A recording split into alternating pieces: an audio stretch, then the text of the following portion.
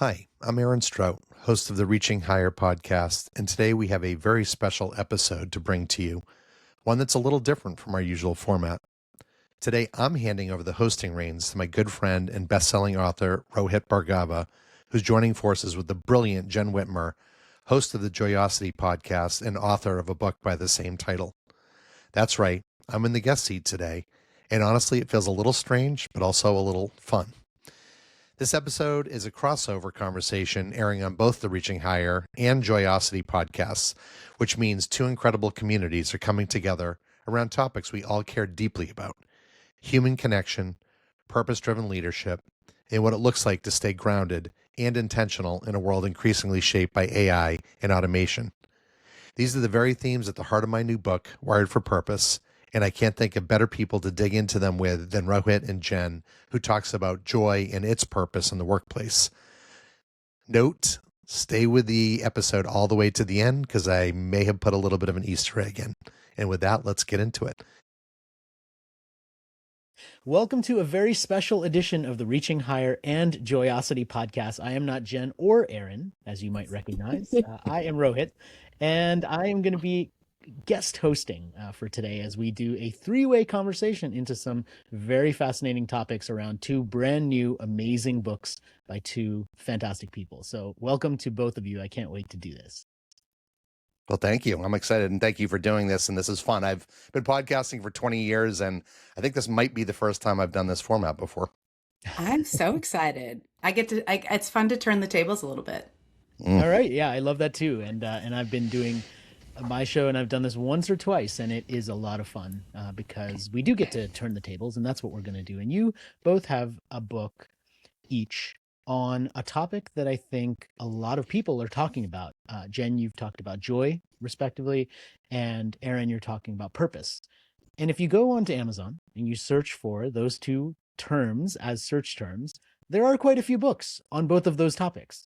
So my first question for each of you is, and maybe I'll start with you, Jenn, is what makes your perspective on joy different? Non-obvious would be my lingo, but different from all the other books that are out there. And did you think about that when you were writing the book? Yes, I did think about it because I always I love reading books on joy or other topics, but what is that author's unique perspective or actionable strategies around making it work in what I call your everyday walking around life? And I think that is part of the piece that was missing in many of the books that talked about joy. There was kind of a couple buckets. One group was just like, you can be happy, you can have joy, joy is worth it, kind of inspirational, shall I say. And then there was another category that was more personal, like here are the personal ways. There was some action items, but it was so absent from what we spend most of our time doing, which is working. And so I saw this opportunity for, here is how joy is universal, it is actionable, and actually belongs in the middle of the workplace. That perspective, that it is not obvious, that rather than putting anything else in the center of our work, most people would say profit, that's what we're here to do. And I say put joy in the center. That is really not obvious. It is a different perspective.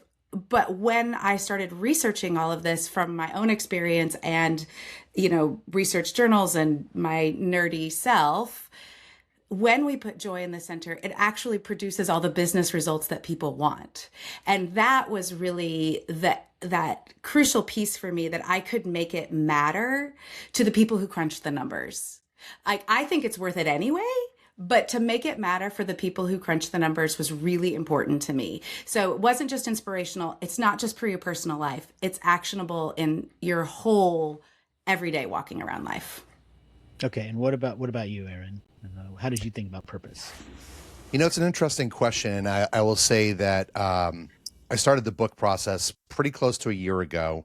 And when I was sitting down, talking with my publisher, and so we'll just cover the elephant in the room, that I was not under Rohit's imprint, but he was kind enough to, because he and I, and this is actually part of the That's an discussion that I'm going elephant to in have. our room, but I don't think anyone else knows this elephant. No, So but it's like if anyone does their research, they might sort of figure this out. And it's just a testament to who you are. And I met, just as a backstory, I met Jen at Rohit's book signing at South by Southwest because he was kind enough to invite me in. And when I heard her give her 60-second, non-obvious summary of Joyosity, I was like, I need to meet this woman. She seems amazing. And so lo and behold, here we are.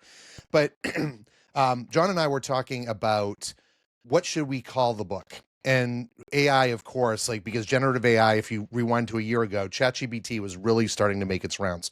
AI has been around for 60 plus years, but generative AI is like a newish thing, 2 or 3 years. And so anyway, we thought about it and I was like, you know what? I don't actually want to put AI in the book title because I think by the time we put the book out, AI is going to be so ubiquitous and such a like buzzword that obviously, I mean, well, not obviously, I love AI. I use it every day in every facet of my work, but I want it to be something that speaks to a higher level because owning AI right now, unless you're Sam Altman or you're Anthropic, is a hard thing to do.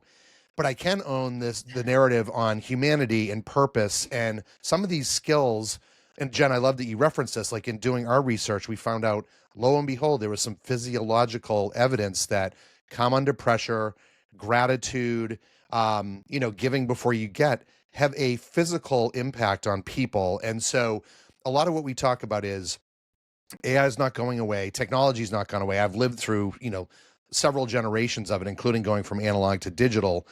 And what I think is going to win in the long run is technology plus these amazing skills. And I love that Jen brought the joy to the table because that is such a critical piece that if people aren't happy at work, they're not going to give you anywhere near the output that they should be giving you. And it's not hard to create joy. It's not hard to give gratitude. It's not hard. Well, maybe it's a little harder to be calm under pressure, but if you practice it, you can be good at it. So that's a long-winded answer, but I felt like this was the right time. And I feel like given my technology early adopter status, something where I met you 20 years ago, I think on Twitter, I felt like I was sort of well positioned to be able to credibly say, look, technology, great, but human nature, purpose, also great. Don't forget it. And it may be the thing that's the most important over the next several years. Mm. One of the things I think is a little bit different about your two missions that I thought could be interesting for us to explore is that I think there is a generally widespread understanding from people that the mission and purpose of the work that we're doing really matters. But one of the themes that I know is in your book, Jen, is that a lot of people don't think they deserve joy at work. I don't think there's the same level of understanding that, oh, we deserve joy at work, in that people say we need purpose at work. So do you agree with that? And is that something that you specifically had to think about to convince people? Because I don't know that you need to convince people in the same way that work with purpose matters. But Mhm. you had to do a lot of work in your book and in your work to convince people that joy at work is important. I agree that it was a longer argument, maybe a more intense argument in the sense of here's the case for joy at work, that it hasn't been adopted. And one of the things when I started thinking about how this occurred, why do we think joy at work doesn't matter? Where do these stories come from? And so I started digging into those cultural myths that we have around work in general. And we have, this overemphasis on measurement. We love to measure things. Like we want it to be a checklist. We want it to be a we love it. And it's because that feels very safe. Whereas things like purpose and joy, all of that feels a little, some people like to say squishy, nebulous, fluffy. It doesn't feel as tangible until we ask a couple more questions. And once we walk down that road a little bit, we see joy is actually very tangible and measurable, but at first glance, it's not. But one of the biggest stories outside of we love to measure was this idea of we're not worthy of joy.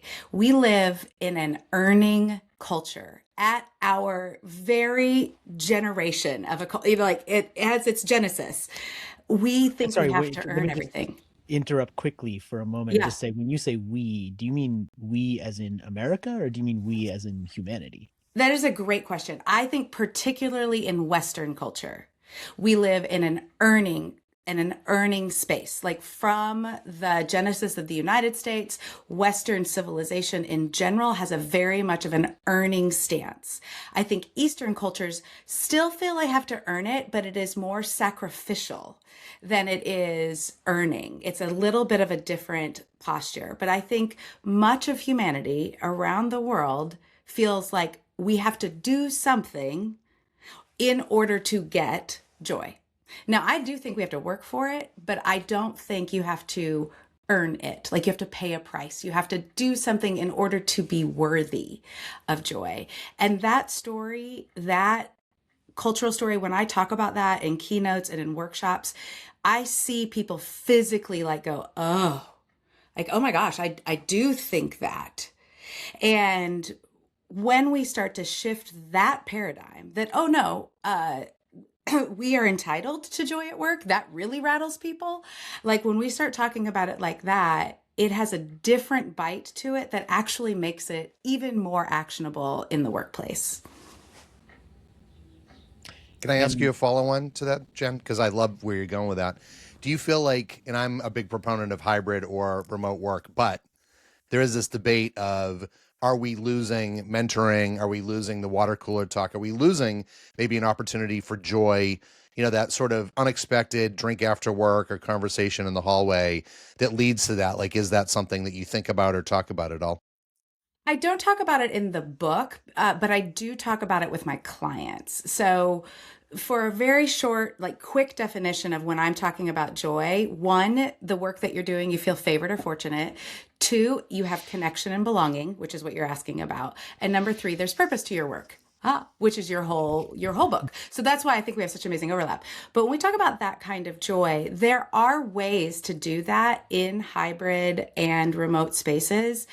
When I have dug into the occupational, industrial occupational psychology work, the companies that do it the best, that allow that type of autonomy and hybrid work, still gather physically at least once a year. Like they get groups together. They may not have enough money to get everybody across the world together, but they do something to get at least small groups together. And so everybody has an opportunity to be in the room and have that sense of belonging.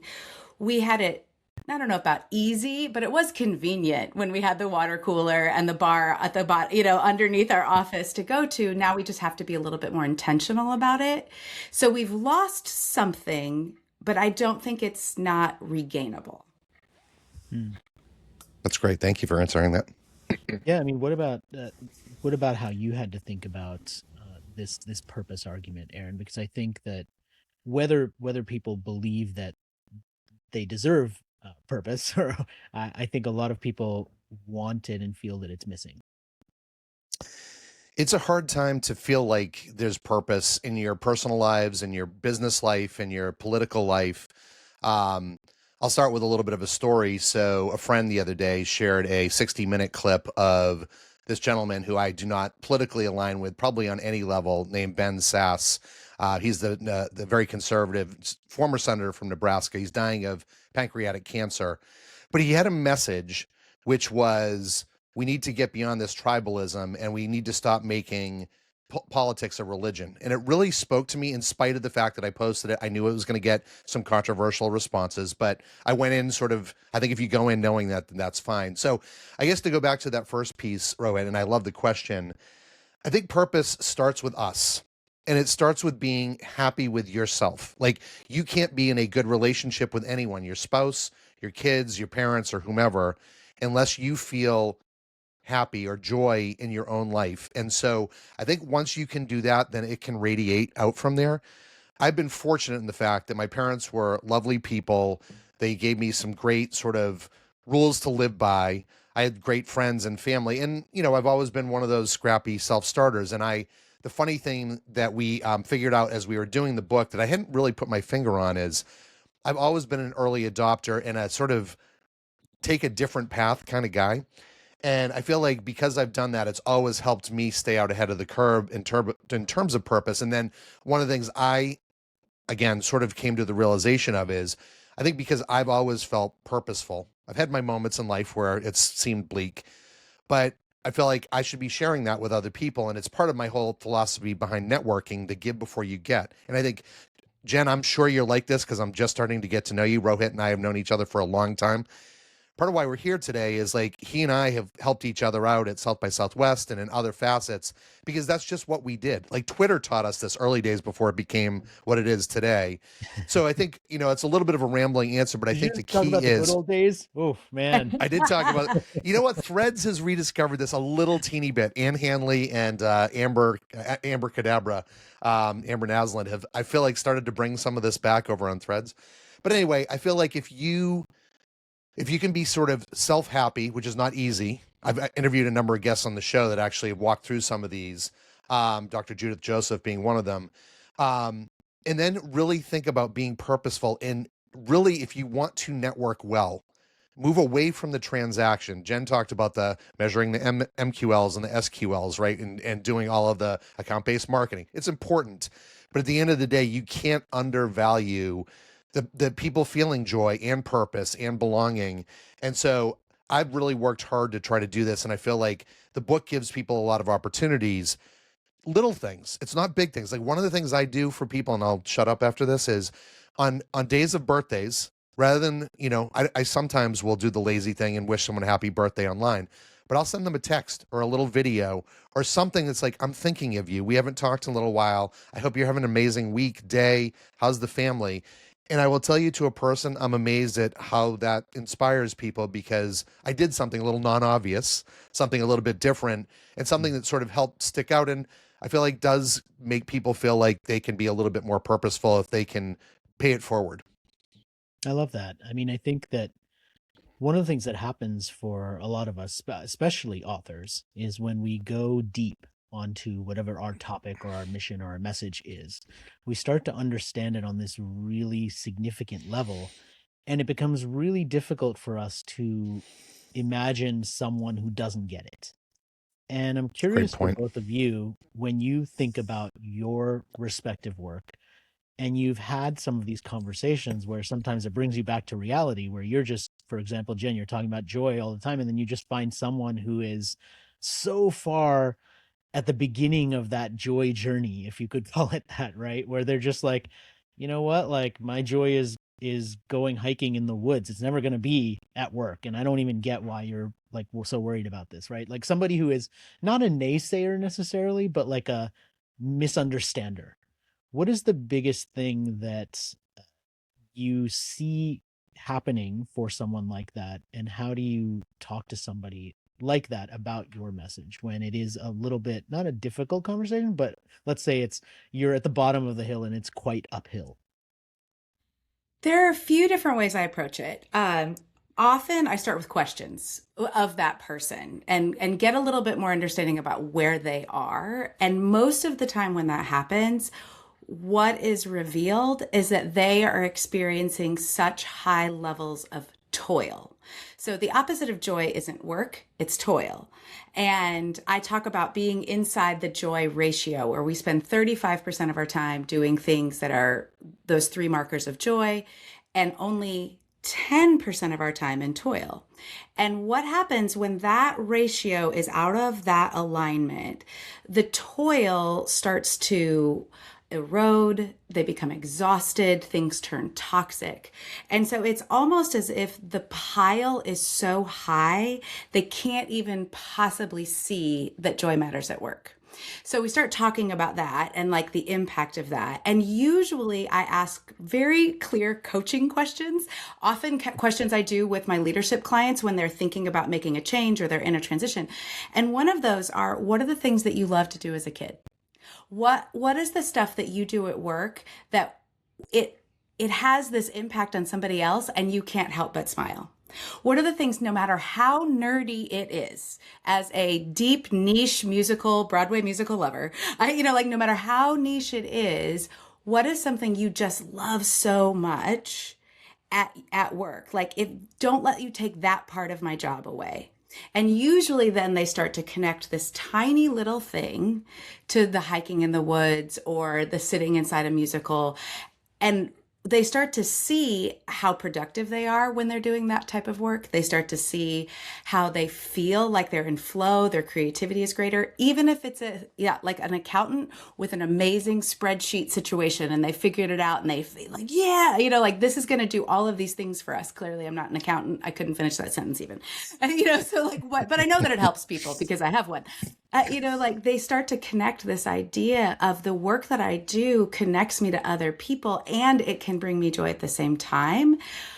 That's the bottom of the hill. First saying you're buried in toil, and that is what is preventing you from being able to see. So recognizing that that's not okay in some ways, that weight is what is bearing you down and you're surviving right now. Oh, okay. That there is another way you can start to see that change in people.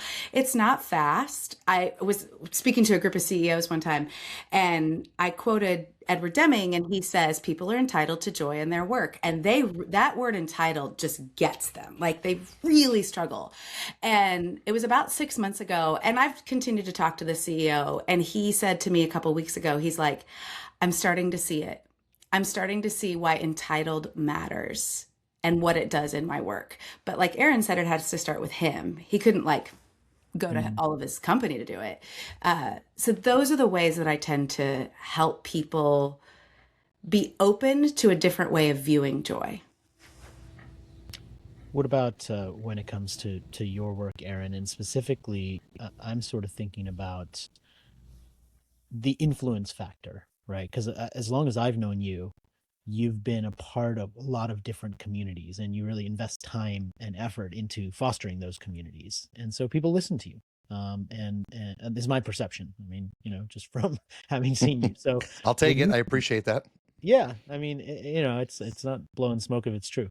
But I think that the idea that someone needs to overcome their purpose mountain, whatever that is, to say that I'm going to find my purpose at something else and I'm just going to do this, especially now when I think people do have a decent to high amount of fear of losing the thing that they have, whether it's the stable job or the opportunity. And so generally human psychology says if you're in a place of fear, you're going to sort of buckle down and do what you need to do and not really make any waves and not worry about things that seem extra, like purpose. Do you see that?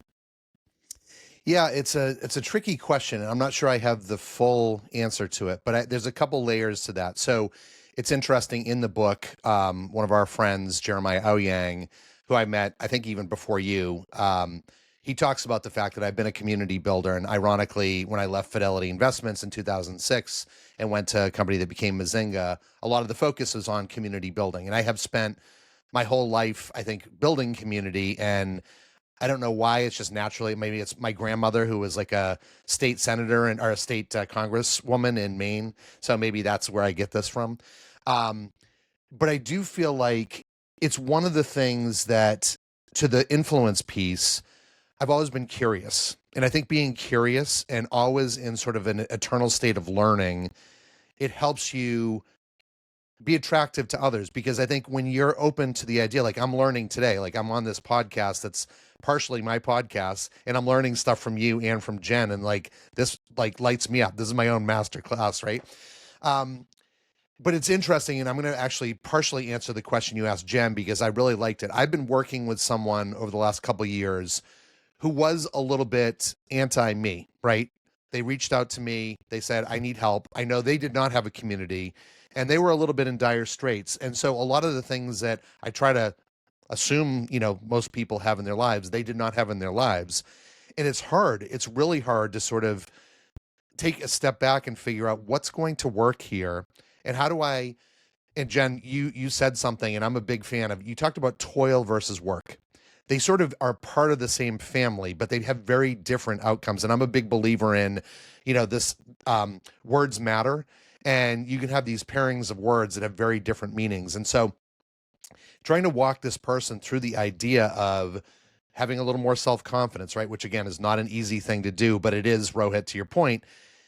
Anyone that's ever been on a date, if you're with someone that's desperate, that's not a fun person to be with, right? You can't be the wolf. You have to be the lamb, or, whatever the confident version is. And so it's hard because it does require really sort of taking a look at yourself. And I will say I literally had probably 50 conversations with this person, many of which were over video like this, which I didn't have to do. It took a lot of time, but I'm like, I'm going to invest in this person and I'm going to get them over the finish line, come hell or high water. And lo and behold, we did. And lo and behold, what I will say, and this is to your community piece, and sorry, this is what you get when you interview a couple of podcasters and book authors, is we don't get interviewed, so we like to talk a lot. So I felt like, the beauty was now this person comes in and comments and likes on a lot of my content. And so there are a lot of people like that I feel like maybe I've helped over the years. And so it's not a huge contribution, but it's a little contribution, so that when I do put something out there, I have this army is probably the wrong word, but this group of people that I've built some good mojo with that feel like that's their way of giving back. And so it allows me then to give on a bigger level, because now all of a sudden a greater, group of community, or maybe people that don't know me, can now see whatever I'm trying to get out there, or the idea I'm trying to bounce off of someone. So again, long-winded answer, but great concepts. Well, you mentioned that we got 3 podcast hosts together, and I think one of the things that happens then is we all think about questions that we have. Yeah. And one of the questions that you actually shared ahead of this, which I thought was really good, so I want to reflect back on both of you, is now that your books are out, is there one thing that you could look at to say, oh, this is something I wish I included, but I didn't? Or conversely, something that you did put in, but you're thinking, oh, maybe I should have said that differently or done it differently? I mean, I'll start, and then Jen, you had a question yeah, exactly. I'll keep mine short this time. There's 2 things. So one, it's part of why I did my blog, which is such an old schooly kind of thing, but I kind of love the freedom of, I don't need to worry about the algorithm. I don't need to worry about tagging someone in this and whether that's going to depress the algorithm. So that does, I feel like, give me that runway to be able to extend the book. And I actually have a post I'm doing today. The other is, there was a chapter that I wrote on sort of like, healthcare in the future. And while I've spent the last 15 years in healthcare, I felt like it was an important chapter to include, but it did get a little more technical than, in retrospect, I would have liked it to be. It's almost like, here's Dr. Aaron coming in and telling you how this is going to work. A lot of it talks about sort of how marketing can be an aid in bringing tribes together, medical, across the spectrum of payer, provider, pharma, academia, government, et cetera. But those would be the 2 things, I think, from a short perspective. This gave me the runway, and this isn't one of the things I would have changed. But Jen, you had a sort of comment before, which I don't want to throw away, and then would love to hear your answer as well. Oh, yeah. My comment is like, how long do you have? Because every creative work is never done. Even though we're both writing nonfiction books, it's still a creative work. And the reason creativity gets finished because there's a deadline usually. I would have loved probably 2 more rounds of developmental edits to really like pull out and hone it a little bit. I think I really wanted people to walk away with something to do. I hate reading a book and I'm like, well, I get the concept. And I maybe have gotten it before, which is why I picked this book up. But now what does that mean on Tuesday morning? Like, how do I do that? And I probably put way too many things of how do you do this? Because there's part of the book that feels very much like my coaching groups. Like, here are some of the things we work through, and there are options because joy isn't the same for everybody. Life stages aren't the same for everybody. Work schedules, like all of these things are different. My rhythms when I had 4 kids, 6 and under, and was working, was very different than now having a entrepreneurial job where I set my own schedule and 3 of my kids are out of the house. Like, it's a very different rhythm. And I tried to make that work. And I think I needed a different way to do it. So that's what I wish I kind of would have taken out almost, even though I want people to have that. And I think there's always more to extend the book. I've thought about 3 different ways to approach Joyosity teams, as a next book of like, what does this look like when you take that spiral of the Joyosity compass into the workplace and how does that interact? And So I think that's always the next step. I always want to start with the individual because you can't lead anybody else until you lead yourself first. And then what does that look like when you are enabling the flourishing of others as a leader? That's what's next. And so I talk about both of those things, I think, a lot right now. Mhm. Well, I want to do something that maybe I'm not really supposed to do as the host of a podcast, which means you are supposed to do it. That's the exact reason Who why we sets have you the here today. rules? yeah, Like- Exactly. yeah, exactly. Rohit Who does. sets the rules? Who Rohit's sets the boss today. um, which is lead the question in a certain direction, because I am curious about what the both of you think about it. I mean, we're sitting here with three authors of nonfiction books, and one of my great frustrations as somebody who's an author and a publisher is every single week when I pick up the New York Times and they do one of these top books of the week or 100 best books of the year, and 98% of them are either novels or a handful of memoirs and exactly zero business books. And yet, pretty much everybody who's reading is spending most of their waking hours during the week at work trying to get better at work, becoming a better leader, trying to improve their career, all of these things that are personally really effective for them. And by the way, a lot of business books impact how we show up in our lives with our families and with our kids and with our spouses. And yet, business books and nonfiction books more broadly seem to be underappreciated as a category. That's my personal beef, right? But my question related to that is, what would it take to get people to read more books in our category and to get these books more attention from the world that seems to indicate these are the books that people should be reading, i.e., the literary circles, the New York Times, the places that, in my opinion, tend to underappreciate our category of books and the impact that they can have on people's lives? And instead, I mean, look, I love novels, so it's nothing against fiction, but I just think that if you're a journalist covering books that can impact the way people think, and you're not covering nonfiction and business books, you're missing more than half of the great potential reads that people could have. And when people don't hear about them, they don't buy them and they don't read them. So that's my soapbox, but that's my question also. Can I climb up there What with would it you? take? Like, I think there's a few things. I think there's a paradigm shift in this idea that work and life are separate. Like we have work and then we have life. And I think that idea is pretty pervasive in the way we think. Now, I am a fan of boundaries, friend. Like, I'm not saying there should be all of an enmeshment, but wherever you go, there you are. And what happens at the conference room table impacts the dining room table. And so that idea that we live this one life, I think is an attitude or a perspective shift that would help that. I think the other thing is, as employers, I think employers, when I listen to them and the people who hire me and the people who don't hire me, there is this idea that you are responsible for your own professional development, which to an extent I believe is true. But if you want to impact your business and your culture and improve your business, having everybody with a shared language, reading the same thing, talking about the same thing is incredibly powerful. And some people get on board with that. And they buy everybody books and they give them to them and then they do nothing with it. And so then there's this initiative fatigue because we always want to be on the edge. Rather than buy everybody books and say at noon on Friday, there's no meetings and everybody's going to read. Or everybody's going to listen if you want to listen to the audiobook. And then next week we're going to talk about it. Like there is this idea that we are giving them time within their work day to, as you know, I think it was Covey who talks about sharpening the saw, that old story. We're going to give them time during the work day to improve themselves, which ultimately improves our business. But that is missing, I think, in a lot of places, that this is on your own time. You can do it. Yeah, we're going to help you. But look how great we are. We bought you these books, which thank you for buying our books. We appreciate that. But give them a little bit more time within the workday to discuss, because information is not transformation. You have to discuss it, wrestle with it, start to do it, start to get creative. Well, how could we do this here when we have our Thursday morning late start or whatever? Like there has to be those types of discussions. That I think would change how people pursue and perceive nonfiction books, because there is an investment of time, not just that investment of purchasing.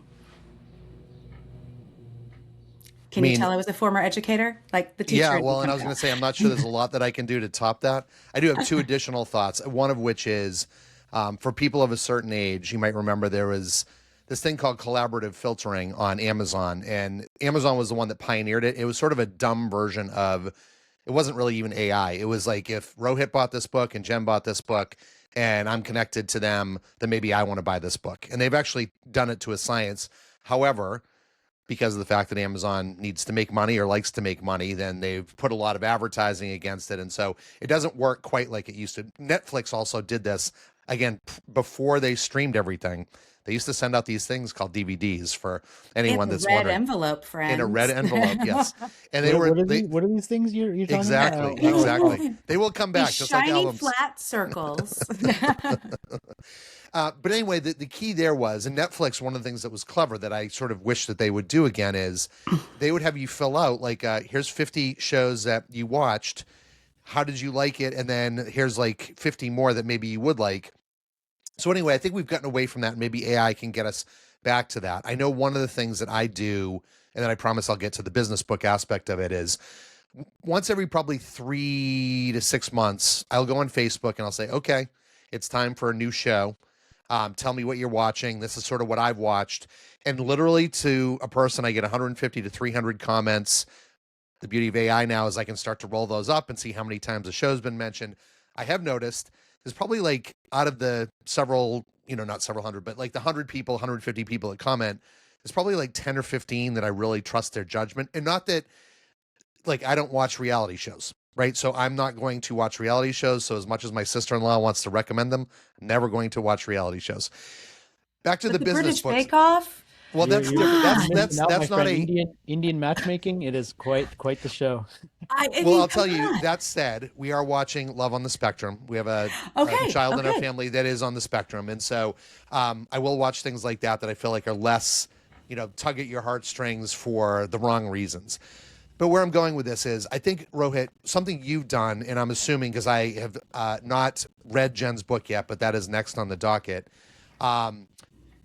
Make the book interesting. And Jenn, you said something really important, which was our lives personally and professionally do blend together. And a lot of the lessons I've learned, and I know not everyone has kids, but having kids, I've learned so much parenting that I was able to apply to the business world and vice versa.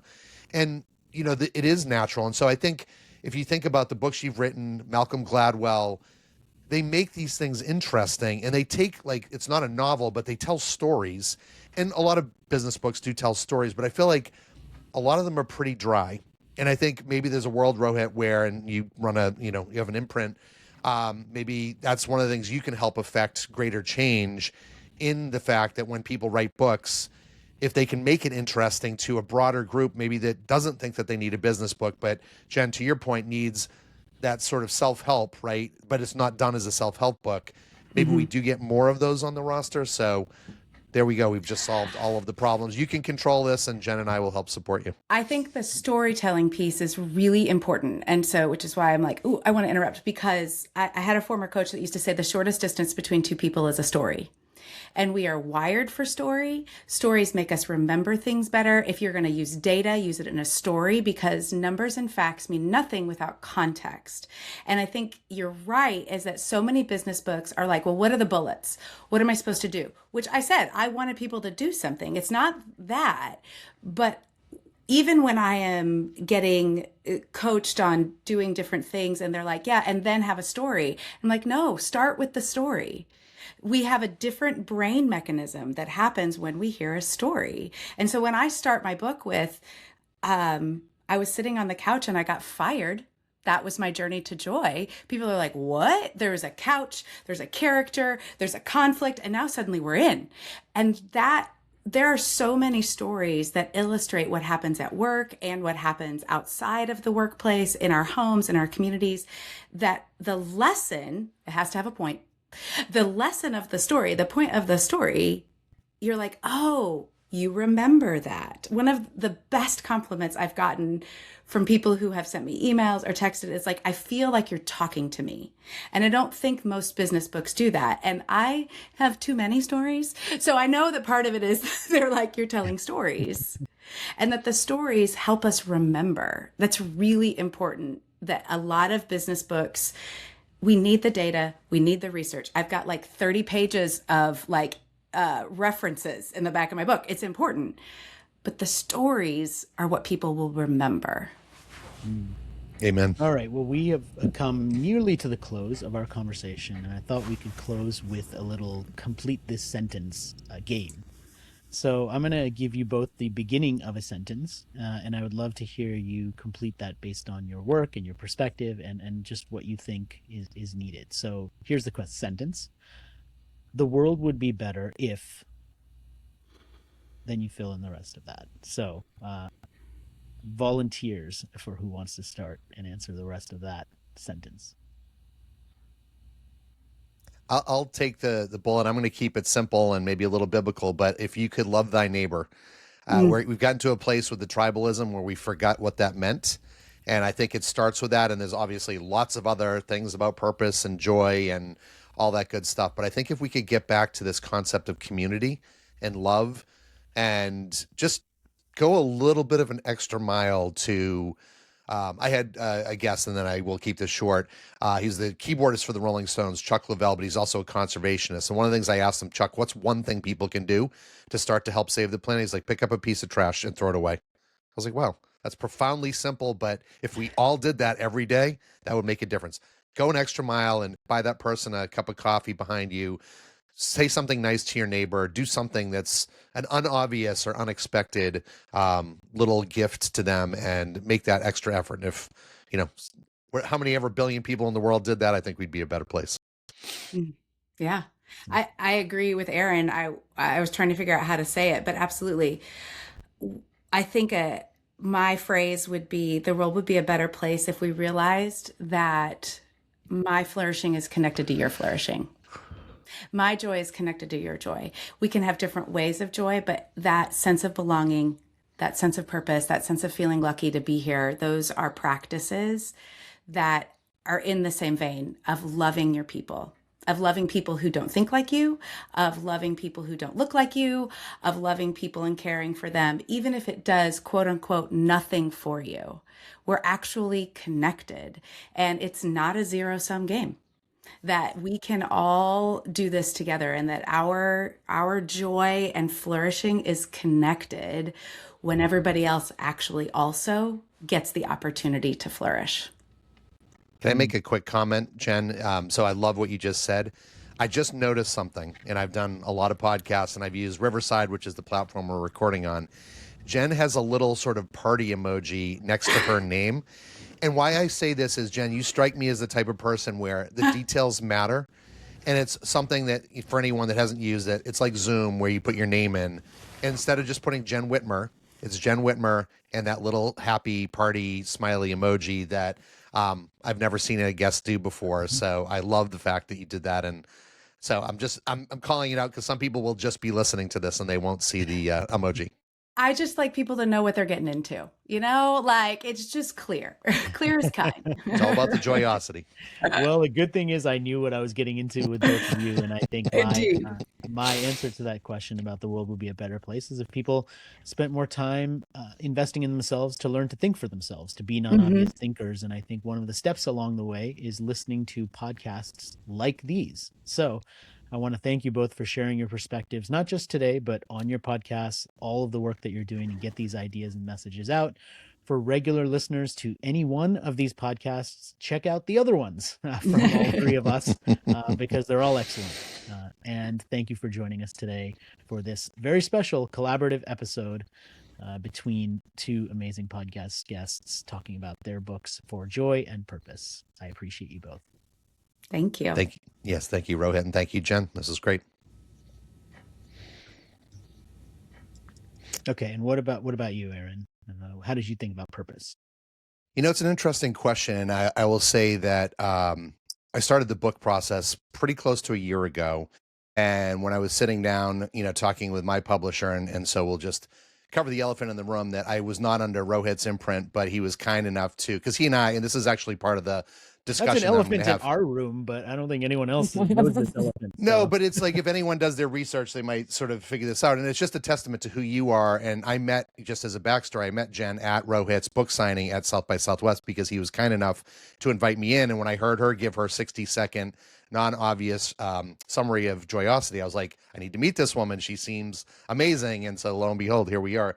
But John and I were talking about what should we call the book? And AI, of course, like, because generative AI, if you rewind to a year ago, ChatGPT was really starting to make its rounds. AI has been around for 60 plus years, but generative AI is like a newish thing, 2 or 3 years. And so anyway, we thought about it and I was like, you know what? I don't actually want to put AI in the book title because I think by the time we put the book out, AI is going to be so ubiquitous and such a like buzzword that obviously, I mean, well, not obviously, I love AI. I use it every day in every facet of my work, but I want it to be something that speaks to a higher level because owning AI right now, unless you're Sam Altman or you're Anthropic, is a hard thing to do. But I can own the narrative on humanity and purpose and some of these skills. And Jenn, I love that you referenced this. Like in doing our research, we found out, lo and behold, there was some physiological evidence that calm under pressure, gratitude, giving before you get, have a physical impact on people. And so a lot of what we talk about is AI is not going away. Technology is not gone away. I've lived through, several generations of it, including going from analog to digital.